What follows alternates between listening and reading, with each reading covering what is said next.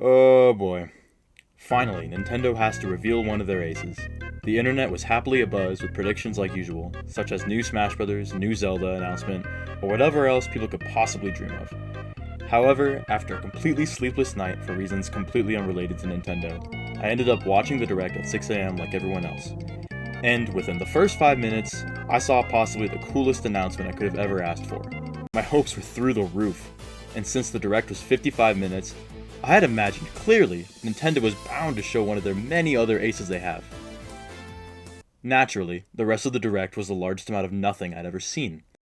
However, as most people went to the internet to voice all of their valid complaints, I was still really happy. Besides the fact that I was running on zero sleep and watched 55 minutes of farming sims and Pokemon malarkey, I was really happy because my favorite game of all time was being made into a movie and was re-releasing Galaxy 1 and Galaxy 2 on Switch in 4K. Though I realized I was the odd one out here. I obviously understand all the price qualms, and yes, Galaxy was already re-released once before. Putting prices and modern gaming industry standards aside, I have to admit that the only reason I'm buying it again is because it is literally my favorite game ever. But I don't see a lot of people who share this opinion. It makes sense considering the amount of generation-defining games that are completely valid choices for a potential favorite. But all the same, I see a lot of people who don't really understand what I see in Mario Galaxy, and why it is an incredible Mario game. Maybe this is just a giant excuse to talk about Mario Galaxy to strangers on the internet to feel like I'm intelligent or whatever, but here's why I think Mario Galaxy is absolutely the best Mario ever made, why every other Mario game pales in comparison, and why I'm absolutely thrilled that Nintendo is still investing in the Mario Galaxy series.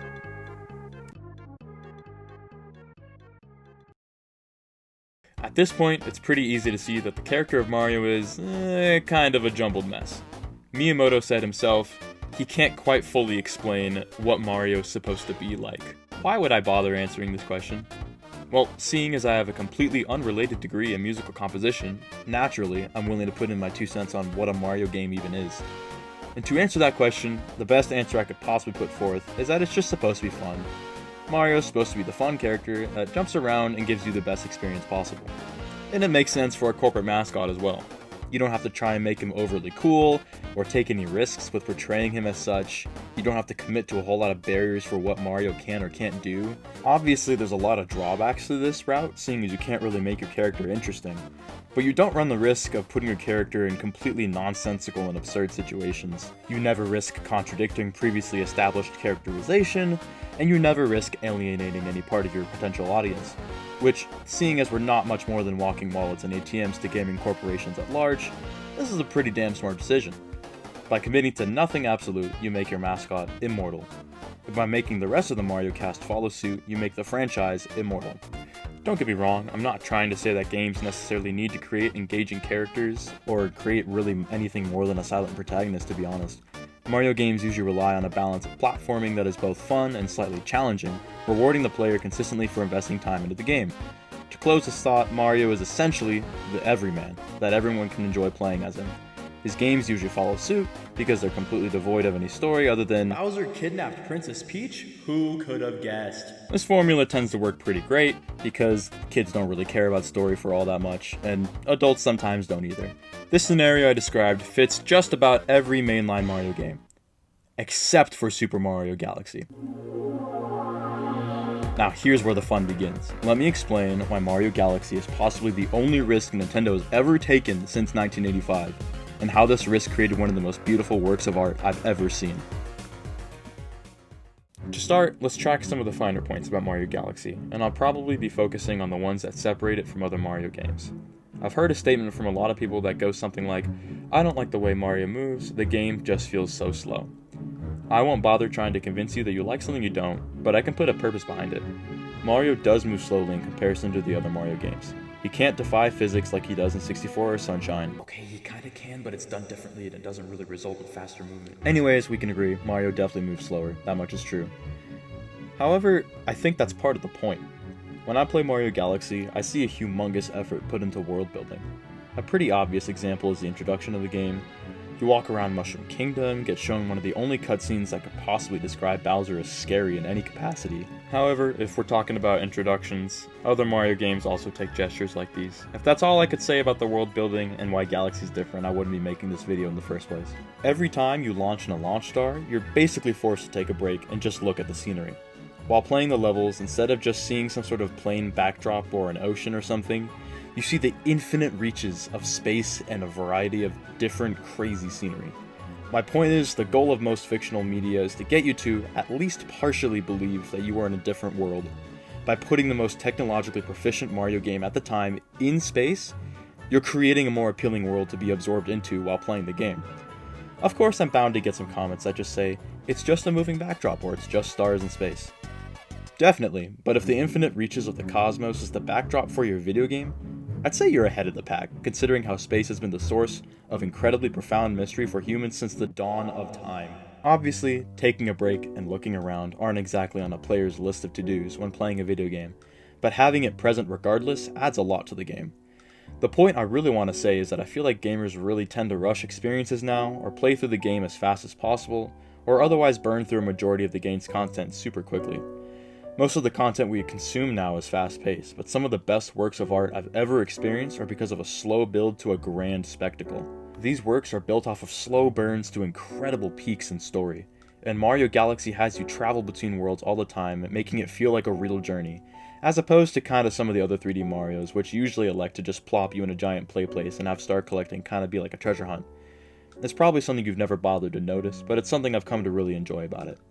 Plus, while we're on the topic of world building, I just want to say the music is amazing. It adds so much weight. Mario Galaxy is one of the best gaming scores ever, period. Speaking of breaks, I want you to do a little imagination exercise with me. Sounds good? Awesome. So imagine you're the head of development for the new Mario game releasing in 2007.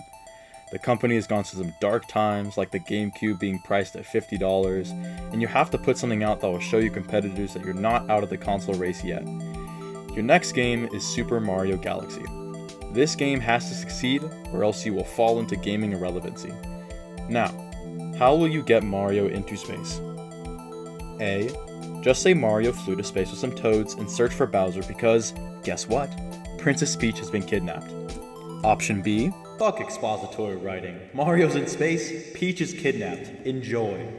Or, Option C. Have Bowser take the entirety of Peach's castle with Peach, blast Mario into Neverland via Kamek, and have him find a completely new character that we make up and say she is the mother of space. Given their track record and general policies about taking risks when you have everything to lose, and also given how little Mario games have cared about story in the past, I'd find it hard to believe anyone would bat an eye if Mario Galaxy started with either option A or B. Like, Mario 64 doesn't even explain to you how Bowser kidnapped Peach, they just fucking tell you that it happens! And then there's Mario Sunshine's entire plot, which hinges on the basis that an entire legal system cannot tell the difference between Shadow Mario and regular Mario. And while it's hilarious, nobody cares, and nobody should. So, after having these two particular instances work out fairly well for you, why would you ever bother taking a risk like this? The last risk you took was putting voice acting in a kind of story in Mario Sunshine, which was, Okay, I'm done with our little dreamland for now. The point I'm trying to say is that even adding Rosalina as a Mario character is a gamble and a half. Plus, the fact that she almost objectively has connections to Mushroom Kingdom is another big gamble. I'm talking all in with absolutely nothing type of gamble. Looking at this decision from a board of directors room with your stock price hanging over your heads, there is no objective reason to take this risk. But, for the sake of argument, let's say greedy-ass Nintendo wanted to make a new character simply for the sake of a new plushie, figurine, amiibo, whatever. New merch, more money, more stonks, hooray. Let's go back to Dreamland, and let's say you're tasked with bringing in a character called Rosalina in the Mario universe in Super Mario Galaxy. Obviously, this character being a plot device to rescue Peach is without question, but what else can you do to sell the world on your character? Option A. Give her an anime-type body, an hourglass physique. That's a foolproof way of making sure people like her. Option B. Fine, the board of directors want Rosalina in the game. Let's sideline her the entire time and just have her around for the ship. Option C. Let's write a children's story that gives her a real story with loss, love, companionship, joy, sadness, beauty, and a message about family. We're incredible at writing compelling stories, right? Option D. Give her a gun. Okay, I'm sure you guys know where I'm going with this, but Let me spell it out for you. The fact that the Nintendo development team, historically known for being as safe as possible with their flagship character, made a completely new character, wrote a story for her that isn't even remotely forced down your throat in the game, and made this story have a real theme is absolutely nuts! The fact that they just put it there and said, if you want, is insane. Ladies and gentlemen and everybody in between, this is Nintendo's greatest gamble. Remember when I said Mario has never needed a story, never needed a real character behind the mustache? Nintendo was selling mountains of games as it was, and they were down to try something completely new in a time where the company literally couldn't handle failure. This remains the coolest thing Nintendo has ever done, and I'm confident I will never see the company do something like it ever again. Now, despite the risks, the storybook is one of the best parts about the game for me.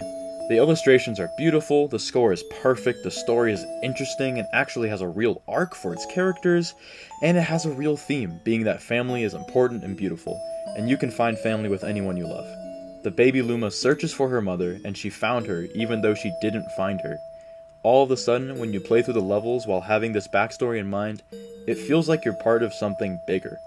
This is a feeling that no mainline Mario game has ever replicated, and at this point, I doubt they ever will.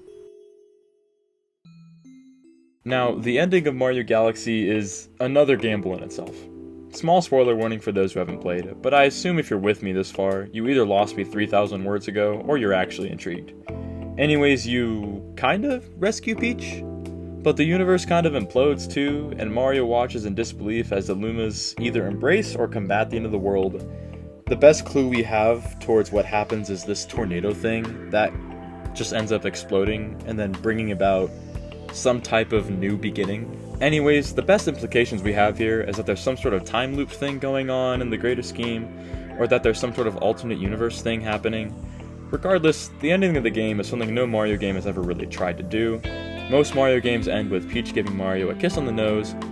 Oh wait, my bad. Anyways, this ending calls for speculation, and if it's not fully understood by a 22-year-old adult male, no kid is understanding it either. But it's no doubt different, and trying to give us something different. Something with some level of depth, and honestly, I really appreciate that.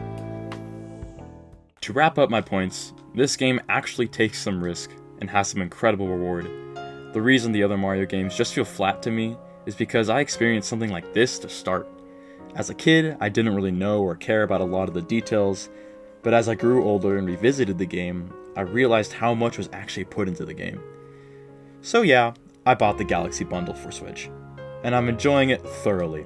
I'm gonna see the movie too, and hopefully they don't absolutely wreck it.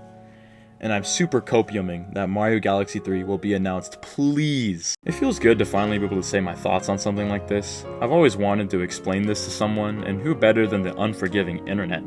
If you like what you watched, consider subscribing. I don't know how often I really do this, but I enjoy talking about media and art I find engaging, so I don't plan on this really being my last video.